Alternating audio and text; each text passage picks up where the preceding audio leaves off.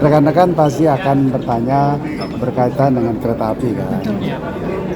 Jadi kami bersama Kementerian BUMN sudah sepakat dan mengirimkan surat kepada Presiden bahwa ada 3 tahapan yang akan kita lakukan dari atas kejadian itu.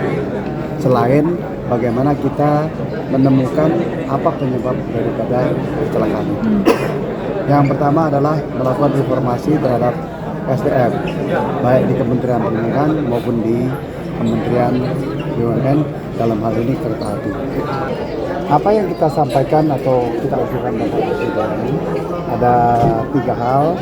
Jangka pendek itu berkaitan dengan klarifikasi dan reformasi SDM. Yang kedua adalah kami berusaha untuk memperbanyak 2 jalur dan memperbaiki sinyal. Dan jangka panjang kita harapkan pada jalur-jalur yang penting, yang sibuk itu seyogyanya elevated ya. Sehingga tidak terjadi satu itu dan juga 2 jalur. Bahkan kalau di Jakarta itu kan ada double track ya. Jadi itu yang akan kita lakukan.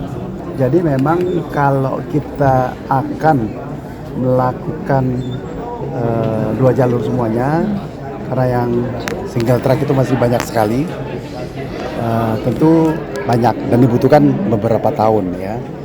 Yang kedua mengenai sinyal juga. Tetapi sebenarnya sinyal manual itu cukup handal apabila SOP dari satu dan yang lainnya itu bekerja dengan baik. Ya, ada prosedur-prosedur yang ketat. Bayangkan saja di masinis itu ada 2 orang. Jadi kalau menentukan jalan, yang satu harus mengingatkan. Ya kan? Begitu juga tempat satu dengan tempat yang lain. Kalau membuka harus tanya yang lain. Nah, kami tentu belum mendapatkan informasi yang jelas dan itu segera kita dapatkan. Ya. Pak, soal rencana pembangunan tadi jalur elevated itu gimana ya Pak?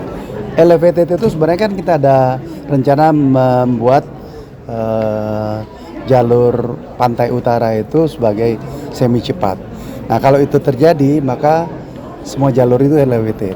Tapi mungkin kita dahului dengan elevated di kota-kota besar. Tapi itu jangka panjang karena biayanya mahal. Seperti yang ada di Jakarta itu elevated semuanya. Ya, oke.